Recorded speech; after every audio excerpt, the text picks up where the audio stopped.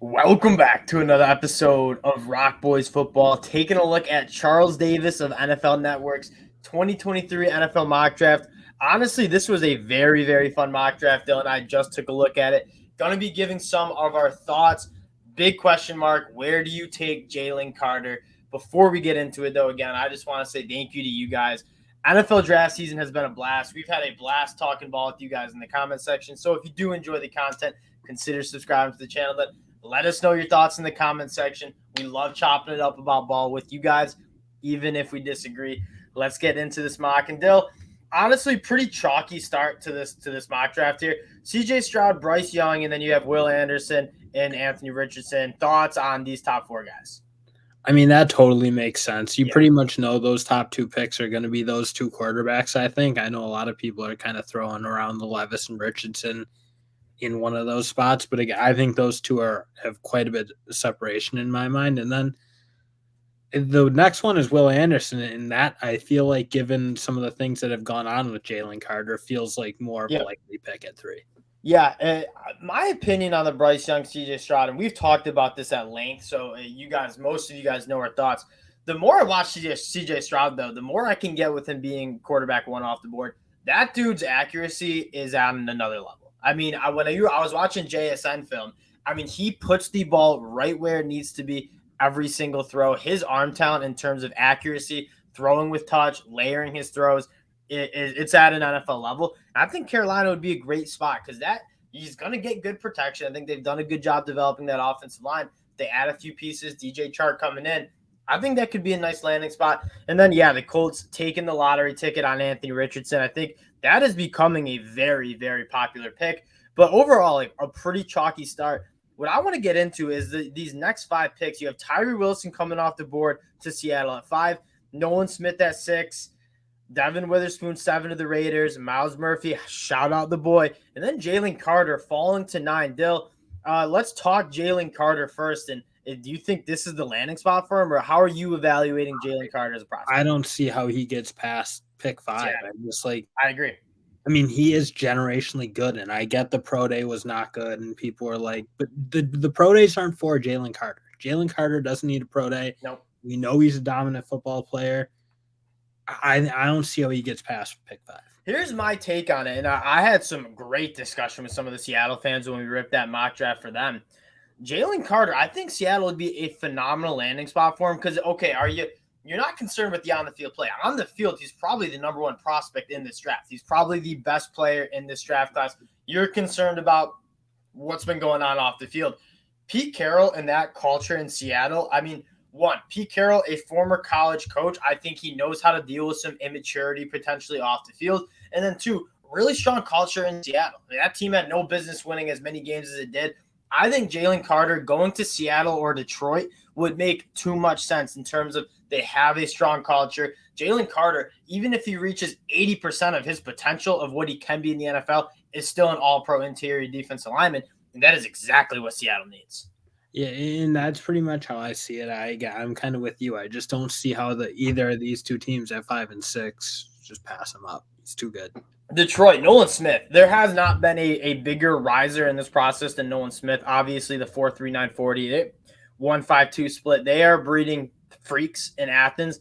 I love Nolan Smith and Aiden Hutchinson being on the same team. I think Nolan Smith fits exactly what Detroit wants to do. And talking a little bit about Nolan Smith, he does not get a lot of people's complaint with him is the production. Like, Nolan Smith was asked to do a lot of 2-gapping, a lot of I'm going to let my linebackers behind me play free. And so the production on paper is not great, but Nolan Smith is a phenomenal pass rusher. I think he can develop a little bit more there. Does not get enough credit for how good he is on the run. Does not let people get outside of him. Takes on blocks extremely well. I think that's a great landing spot for him.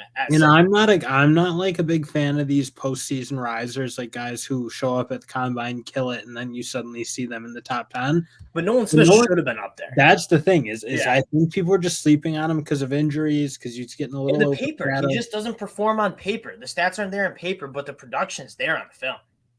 That's pretty much I mean. It's like, and then he just showed he is that top end athlete, and he's very much a complete package. Like, looked really good on the field, no concerns. on off the field, but in fact more of a plus. I think you talk about his leadership and what he meant to those teams.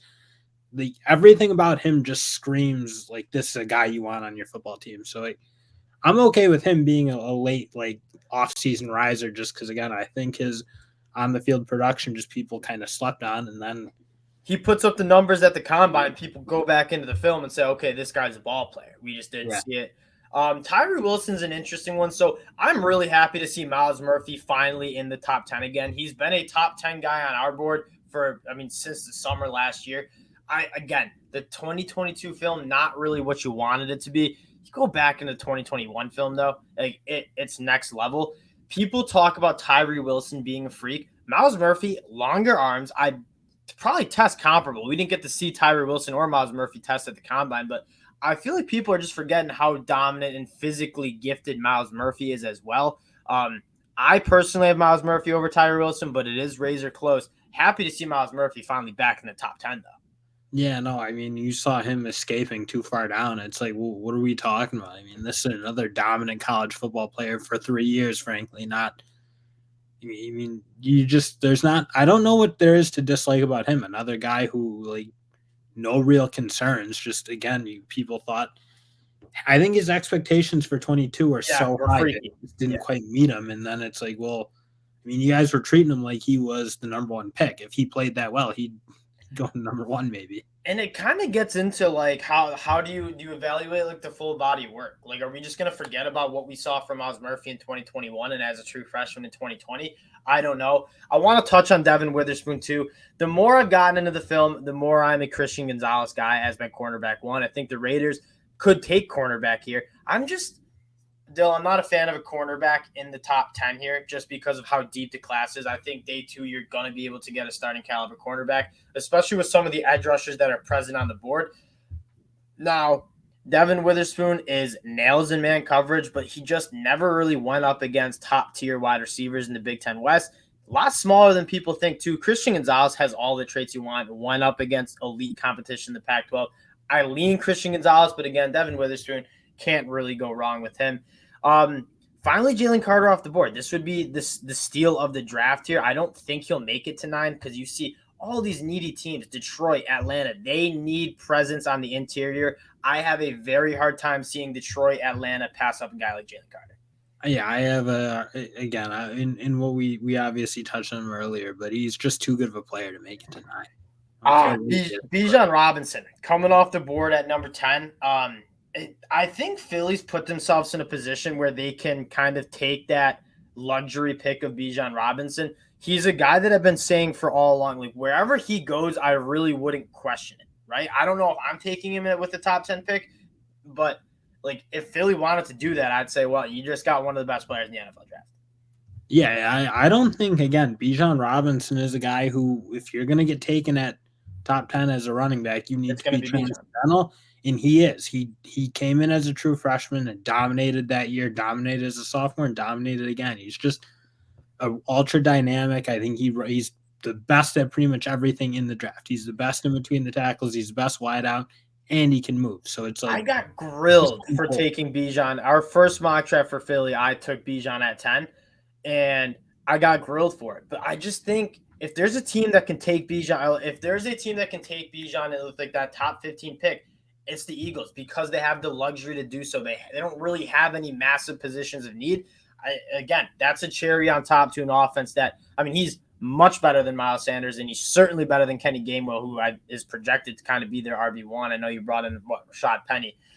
Number 11, Dill, I like Peter Skoronski as a ball player. I just think Paris Johnson Jr., Broderick Jones probably would be my fit in Tennessee, but you're getting a damn good player with Peter Skoronski. I want to talk more about this wide receiver group, though. Jaxon Smith-Njigba, the first one off the board. Talk to me a little bit about how your wide receivers stack up, because we're seeing Quentin Johnston take a little bit of a fall. Yeah, that is definitely true, and I don't totally know why. I still think Quentin Johnston, in terms of being a really complete wideout, he's still probably my number 1. I just think he gives you a lot more. He can obviously attack downfield. I think you saw even at TCU, he was their guy for third downs, and when they needed a catch, they were going to him, and frankly, he was making the plays. So I don't think he is like a pure deep threat guy. I think he's a very complete wide receiver at that size. in JSN is obviously he's number 2 for sure for me. Yeah, same. I just he's not as complete of a guy as Quentin Johnson. I don't even know if I'd argue that. Like the more I watch JSN, the more I just have such an appreciation for his understanding of that position. The ability to sit down routes in zone coverage, find those. Him and CJ Stroud were kind of like I almost hope CJ Stroud goes 2 and then you pair him up again. Because that chemistry, and I'm not a huge fan of saying, oh, they were a dynamic duo in college, they're gonna be great at the next level. That was different. CJ Stroud JSN connection in 2021, that they were on the same page. It was like Brady and Edelman. And so I would love to see that. JSN's a dude that just gets that position extremely well. He's going to be a quarterback's best friend. I love pairing him up with whatever rookie quarterback the Texans draft with that second overall pick because he's a quarterback's best friend. Calijah Kancey, the Aaron Donald comp. You're going to see that a lot again. I don't think Kancey's as gifted as Aaron Donald. He's kind of a unicorn. Can't make comparisons to a guy who's that good. It's just like it's silly. It's like it's a once-in-a-lifetime player. And Calijah Kancey has some holes in his game. I mean, when do you see guys who are his size play really good football at the NFL level? There's a reason. Yeah, but that's the problem. There's a reason you draft guys like Gerald McCoy and Ndamukong Suh and Derek Brown from Auburn. Those guys who are on the right side of the 300 pounds, if you want, and can move really well. That's the prototype. And obviously, Kancey is not quite fitting that bill. He is significantly smaller than that. The film, though, the film's really good. And so I could see a team taking a swing at him, but I kind of agree. I wonder if the power that he played with in college is going to translate to the next level. New England Patriots get my offensive tackle number 1, though, Paris Johnson Jr. I think that's a phenomenal pick. I think in terms of ceiling, he has the highest ceiling in the draft. Peter Skoronski, probably the most complete tackle coming out of this group, but kind of depends. Do you value Peter Skoronski? You might have seen his best football. Paris Johnson Jr., I think, can be a legit all-pro with the athleticism and power that he has in his game. I think he's got to clean up a little in pass protection. Dalton Kincaid coming off the board at 15. I've seen this tight end class is very interesting. I've seen a lot of different tight ends mocked to the Green Bay Packers. I've seen a lot of different tight ends mocked in the first round in general. Dill, how do the tight ends stack up to you?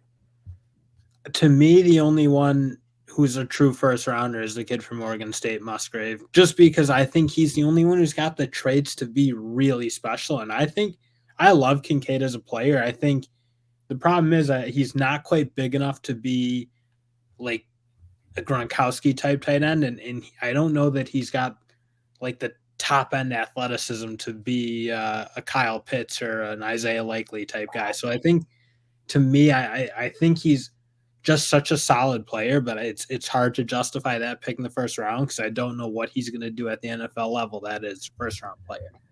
Yeah, he's a really good pass catcher though. Probably the most gifted pass catcher in this class. I still don't know how I'm shaking out these tight ends. I'm leaning Musgrave 1, but again, they all do different things. I think it kind of depends on the fit that they're coming in the offense. I could even see a guy like Darnell Washington being tight end 1 for some teams on their board that want to run the football, play with that 2 tight end set. The Commanders, though, this is not a good pick, in my opinion. I mean, I think Osiris Torrence is about as solid of as an interior offensive lineman as they come. I think he's going to be a year 1 starter. I think he's going to start for a long time.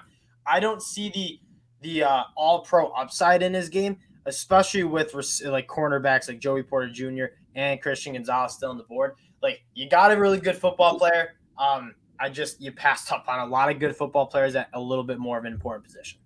And that's the thing. When you have like a guy like Broderick Jones sitting on this board and you're a team that, again, because you look at Broderick Jones, I think when you're the Commanders and you don't really have the offensive line figured out in any sense, like why not try to get a guy who's got an upside of an all-pro, but also probably can play both positions and fit in across the board. And that's a good point. Help where you need it. And Osiris Torrence, again, he is not going to ever kick out to tackle.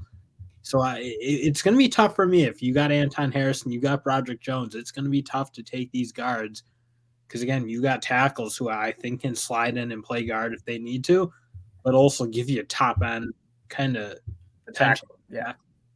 Pittsburgh Steelers get Joey Porter Jr. That just makes sense. I ain't ever going to argue with. I think Broderick Jones would be a phenomenal fit at pick 17 as well. But Joey Porter Jr., it makes a lot of sense getting the Steelers' legacy there. Detroit Lions, this would be such a good draft for my Detroit Lions. Nolan Smith at 6, which may be a little rich for Nolan Smith, but I love Nolan Smith as a prospect. And then you go up and get my cornerback 1 and Christian Gonzalez. Addy, They don't necessarily need the cornerback now. I think they addressed it in free agency, but you're getting a top end cornerback at 18th overall. You can't pass it up. Yeah, and that's the Detroit Lions are frankly getting some good players where they are. They're getting guys falling to them, and if you can get one of these corners, this is where I'm taking them, right in between that 15 to 25. Because again, I'm not sure they've been separated enough at the top to justify a top 10 pick on any of them. Same. I love that point though. Like Joey Porter Jr., Devon Witherspoon, Christian Gonzalez. Like they're 1A, 1B, 1C for me, and it's Christian Gonzalez, Devon Witherspoon, Joey Porter Jr. Razor tight. So and frankly, guys like Jalen Jones and Emmanuel Forbes aren't that far behind him either. So Eli Ricks. Top. And then I again, Eli, you mentioned Eli Ricks too. I know that's your guy, but my guy.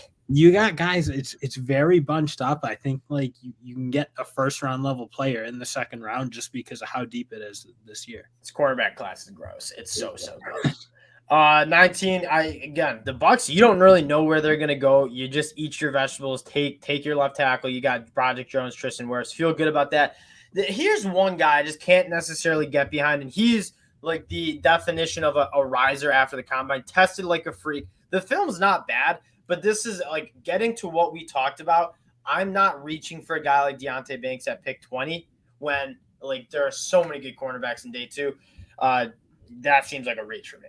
That to me, I don't totally know what people see in Deonte Banks that they're taking him and jumping guys like, again, who you mentioned, Ricks, Jones.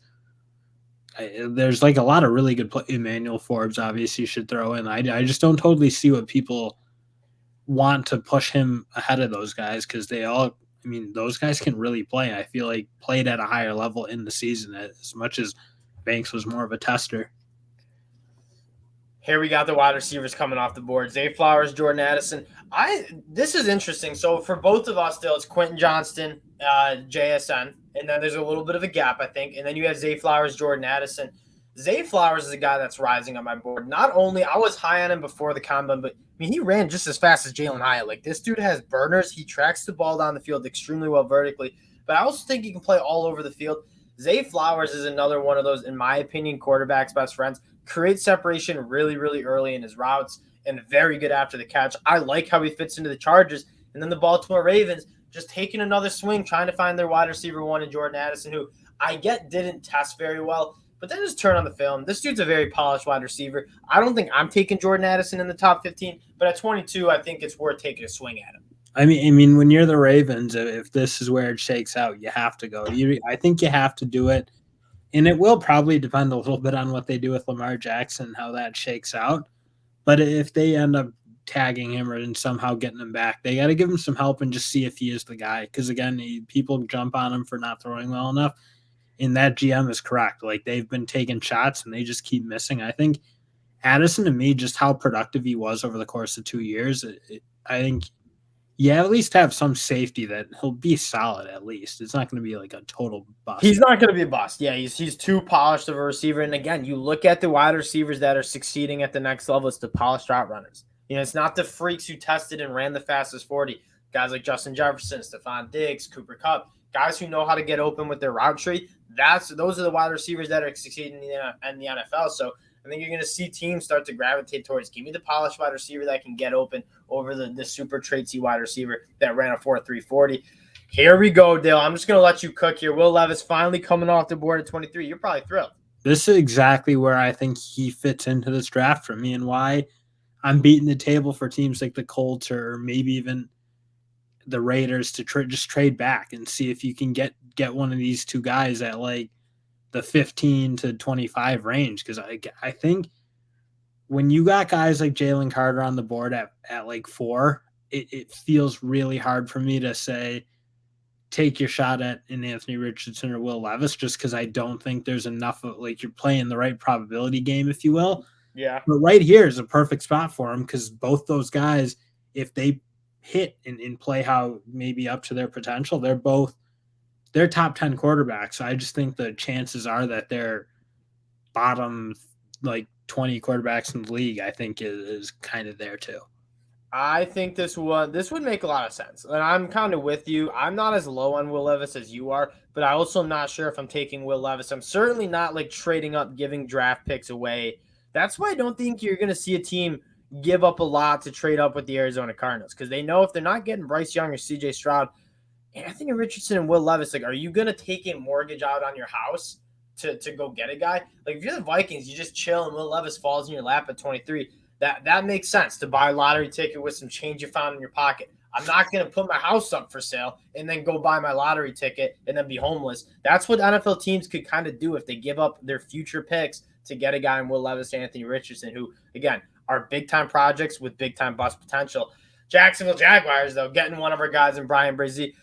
The more I watch Brian Brzee in 2022, the more I can get with, okay, I'm not comfortable taking him in the top 10, but if he falls down, like the Buffalo Bills. I was just going to say that. That's the dream. That we need Brian Brzee on the team. We win a Super Bowl easy, I think. But if I'm really anyone after pick, if I'm anyone after pick 8, I'm taking Brian Brzee. I'll leave it. I think he's a horse. If we had a rookie defensive tackle, it's a lot. The Bills are. It is a lot. If we could like rush the passer, that'd be so. Yeah. Quentin Johnston coming up. This would make a lot of sense. Like, we've been talking about the Giants and addressing that wide receiver position. I just like getting a guy like Josh Downs or Zay Flowers at 25. I think a little too similar to a guy like Bijan Robinson, who I absolutely love and I think is going to be a very good NFL pro. If you can get a legit bona fide wide receiver one with all the traits in the world like Quentin Johnston, I think this would make a lot of sense. And it's starting to become more and more of a reality that Quentin Johnston might be here at 25. Yeah, I don't totally get it, but that's what the Giants need. And they tried with Kenny Golladay. Obviously, he couldn't really stay healthy. And when he wasn't frankly producing at a super high level. But when you talk about guys, like, you need to figure out what your quarterbacks are. I think the Giants saw enough from Daniel Jones this year to say Danny Dimes. We're just gonna call him Danny Dimes. To say Danny Dimes, but I don't know. I'd say that right now, but they have enough where they give him some help. I think he can be a guy in that Dable offense that they can win with if their defense is good enough. Lucas Van Ness coming off the board at 26. Like, I'm still like this. Okay, at least he's not going in the top 15. Like, the Lucas Van Ness, like 8 to the Falcons, was kind of rattling my beans a little bit. I'm a little bit more okay with him at 26 just because, like, yes, he's a very raw pass rusher. The power, a very similar conversation with like George Karlaftis last year. Like, this guy has freak show power for sure. Like, he just runs right through tackles, doesn't know what he's doing yet. And so getting a guy maybe at this range where you can develop him a little bit makes a little bit more sense than taking a guy who's so much of a project and unpolished at like number 8 to the Falcons. And that's got to make you like a little concerned because, like, when you're at that age in college, if you're still kind of not developed, if you will, I think that should give teams cause to pause, and I think it is, frankly. That's why you don't see Van Ness going super high because, again, just look at his potential. It's right up there with anyone, but I do think you're taking a big risk to take guys who are, quote, projects at this stage in their football careers because I don't know that you see those projects pan out as much as you see the guys who played really good college football. Lucas Van Ness was a weird one because, like, going up through the combine, everyone's like, oh, watch out for Lucas Van Ness. That's when he started his rise. And then, like, tested average. Like, the numbers, like, not a great vert, not a great 40, not a great 10-yard split. Like, he's not as explosive and powerful as I think a lot of people thought. I at least didn't test that way. You see some on the film, but again. But that's where it matters, though, no? I agree. But I don't know if I'm with Lucas Van Ness in the first round, but I can stomach it a little bit more. I think you get the back end of it if you're a team that's kind of like got a lot of pieces. I think maybe makes sense, but I'm kind of with you. There's a lot of good players left on the board, especially corners. Though we've been calling for the Bills to get physical in the trenches. They get arguably the most nasty offense tackle in the draft. Like, he's going to play right tackle. I mean, we already have Deion Dawkins at left. There's no more nasty of an offensive tackle than Big Daddy Darnell, right? In that, like the Bills need that right tackle spot to get shored up. I think it frankly has been good for a while, and I'm not sure Spencer Brown's going to turn into that guy. Me neither. The one quibble I have with this pick is you got Anton Harrison on the board, and I'm a massive Anton Harrison fan. I think he's got the same power and strength as Darnell Wright. I think he's got a little more athletic upside. So I'm not taking Darnell Wright if Anton Harrison's on the board, which I almost guarantee you he will not be. But right here, Darnell Wright's a good pick to me, given Anton Harrison goes at a more appropriate spot for his talent. All right, Michael Mayer, the second tight end in the first round. I like a tight end to the Bengals. Joey B loves his tight ends. I just don't know if Michael Mayer is my guy. Like, the more I get into evaluating the tight ends, there's more, like, when we talked about each of these tight ends in, like, the top 4 range, all do things kind of special. Michael Mayer, though, not really. Probably overall the best tight end, but, like, what's going to be making him a difference maker that you want to pick him in the top 32? It's that he lost the 10 pounds from the season, and if he can become, I think when you saw him as a freshman, there looked like there was a different level of top end athleticism when he was playing closer to that 240 range. He lost the 10 pounds, but still was like one of the bottom athletes as a tight end, like in the testing. We'll see. Testing is what it is. Yeah, like okay, on the you're field, right. You're not a on the field, he was cooking as a freshman. I was like, man, this guy can fly. I feel like you saw him essentially gain 20 pounds over his college career, and you saw him turn into a little bit more of an average tight end in the sense that, like, well, he didn't pop off the screen athletically. He's still incredible hands, incredible body control, and the ability to make those catches. And that's the thing that I think we might be missing. Like, we're like, oh my God, he doesn't fly like Luke Musgrave. He's not an elite pass catcher like Dalton Kincaid. Michael Mayer, though, was that Notre Dame's offense. And like, he was phenomenal for 3 straight years. And I feel like in this discussion of like top end traits, you just kind of lose fact that Michael Mayer was like the best tight end outside of Brock Bowers for 3 straight years. That's definitely true, because like then you watch like the USC game, he just like they couldn't really guard him. So it like I just talked myself right into Michael Mayer again. I've been talking myself out of him. I've been talking myself back into Michael Mayer. I'm back in on Michael Mayer in that last 30-second tangent I just had. Can't really figure him out that much. Saints, Bill, your guy Cook here. I mean, it's about time somebody gives Felix Anudike his respect. Like I don't know what these people are watching when they see him. He's a guy who has a lot of production at the Big 12 level, played really well against guys like Anton Harrison and against TCU, 2 teams that have really good defensive lines. I think if you put him on a field where he gets to rush the passer from the edge every play instead of that Kansas State like 3-5 where they lined him up right over the tackle. Yeah, and where they're giving him no chance. But like when you see him get to work on the edge, you see he's a really good athlete.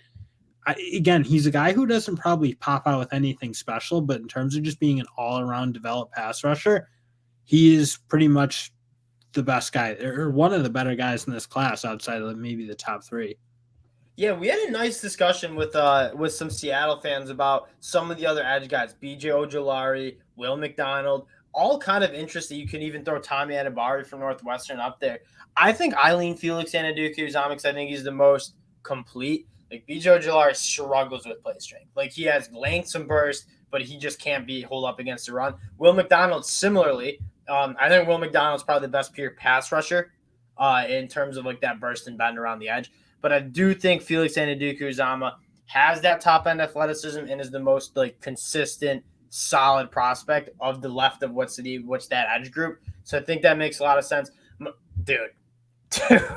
Mozzie Smith and Jordan Smith guy, but I think that's a little high for him. Sign me up for a little Mozzie Smith, Jordan Davis on the inside. That is some meat. It is, but like in reality, I'm not sure Mozzie Smith does anything at a high enough level to take him as a first round defensive tackle. And I think he's going to be a really good pro.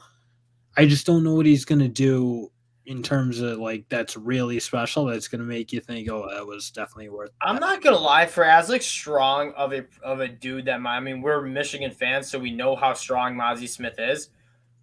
He's not as good at like taking on double teams as you kind of would like for a guy that's 6'3", 300. The problem is when they get him moving, it's like you saw like the Iowa team, they run that zone when he had to move laterally, it just felt Not like good. he was getting moved around a fair amount on an Iowa offensive line that wasn't that good this year. So that's where the concerns are. There's a lot of teams that do that. A lot of teams. I think he had to be a bit more of a functional athlete, maybe in the NFL. And again, there were some moments where it made me think, I don't know if he's going to be that guy. I think he's going to be a really dependable, solid D tackle, but that's not what you. That's not what you're looking for at 30 overall. That makes sense. And then Jalen Hyatt closing out the draft. No, I'm here for Jalen Hyatt. I love Jalen Hyatt. I don't want him to go to the Chiefs. I don't have the Bills. I don't have the Bills to do He's too fast for sure. But okay, so you guys know how I feel about Jalen Hyatt in the sense that the play speed, how he tracks the ball vertically, he's the best deep threat in this draft. I would have liked to see him work with press coverage. You guys know kind of my slant on that. Like a lot of bunches, a lot of free releases, a lot of matchups on safeties in that Tennessee offense. Yeah, he cooked, but I just don't know if that translates to the next level. But I also don't know if it doesn't either. I think the depth in this wide receiver class is good enough where you don't have to reach for a guy like Jalen Hyatt, but I can also see a team like the Chiefs falling in love with that speed and how he can take the top off defenses. So again, he's one of those guys you can chalk up where I'm very interested to see where he goes. There are a couple of guys to note that didn't go, though. Like Brian Branch. He runs a 4.62, and everyone's just like he's not good at football anymore. I don't get that. I think Brian Branch is still a damn good football player. Looking at some of the other guys, we didn't see Anton Harrison. That was kind of a confusing one. Any other guys that didn't go that you're a little confused at? Will McDonald, probably the other guy. I'm not as big of a Will McDonald fan. I think a little surprised not to see another cornerback or two go, like a Forbes, a Jalen Jones, and Eli Ricks. I think, again, when you see a team taking like a Mazi Smith at 30, when you got some cornerbacks who I think are bona fide top 20 players in a lot of other years, I think that one is probably the surprising pick, I would say. Yeah. I would say I think John Michael Schmidt's not going in the first round is crazy. I think he's going to be a first-round player. I think he's a better prospect than Osiris Torrence, I think. Yeah, I do too. And I think a lot of people are coming around to that, frankly. I've seen him creeping up the boards. Yeah. All right. That'll do it. Another first-round mock draft. Got to talk about some different prospects as well. Obviously, appreciate all you guys checking us out. If you do enjoy the content, consider subscribing to the channel. Appreciate all the support y'all have shown, and we'll talk to y'all later. Peace.